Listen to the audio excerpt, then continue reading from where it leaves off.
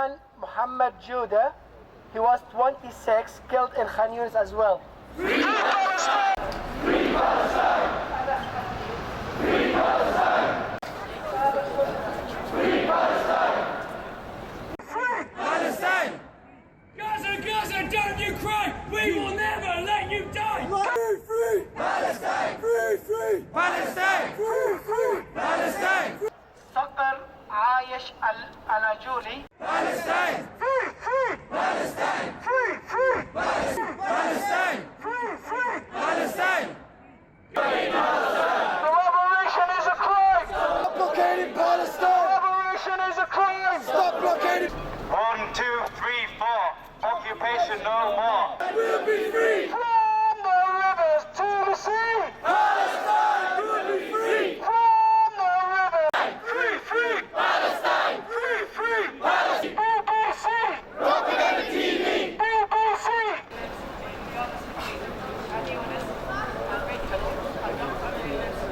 TV! BBC! Propaganda TV! BBC! Netanyahu, this is true. They're waiting in the hate for you. Netanyahu, yes it is. The revolution is a crime. Stop blockading Palestine.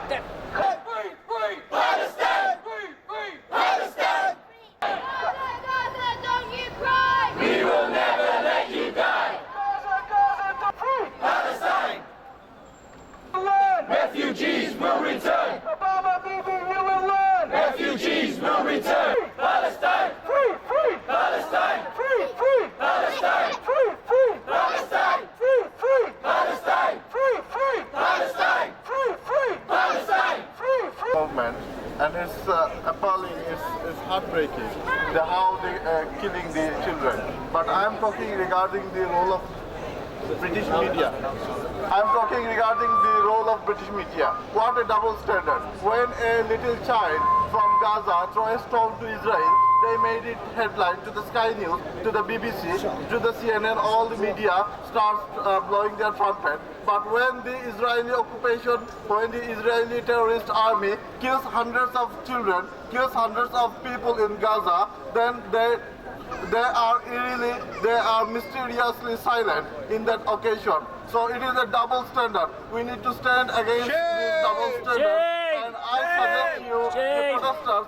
And the reason for this, the reason for the murder of Palestinian civilians, the reason for Israel telling 3 townships now they must evacuate to the west of the south of the Gaza Strip because ground invasion is imminent.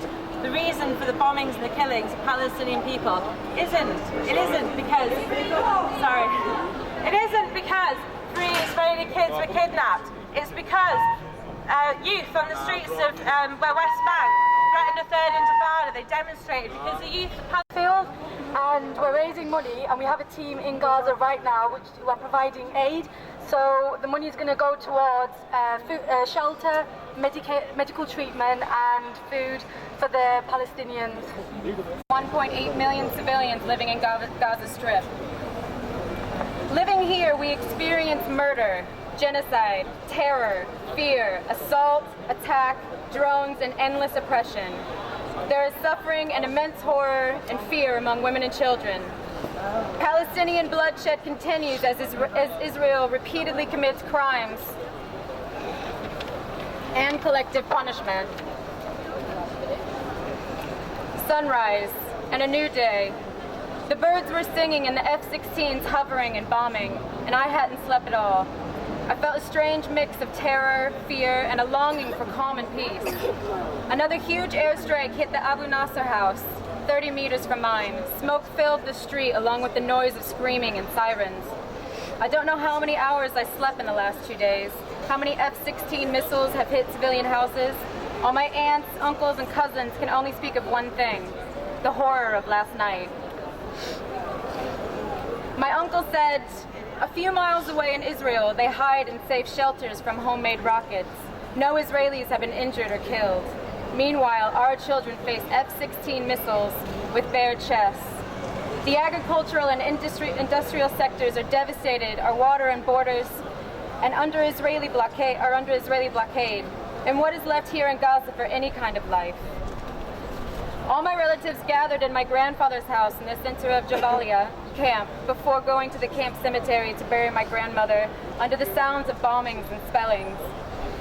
We are unable to have a funeral tent to honor and remember her because of the attacks. She is buried now, but her memories still live with me and everyone here. She left lots of love and cherished memories. When we returned home, we received a phone call from the Israeli army telling us to flee our home. All houses in my area were called, telling us to move to the center of Jabalia and Gaza City. My family have left to stay with my dad's family in the center of the camp. I stayed and now am alone in my house, running my computer off a car battery so I can write this and share it.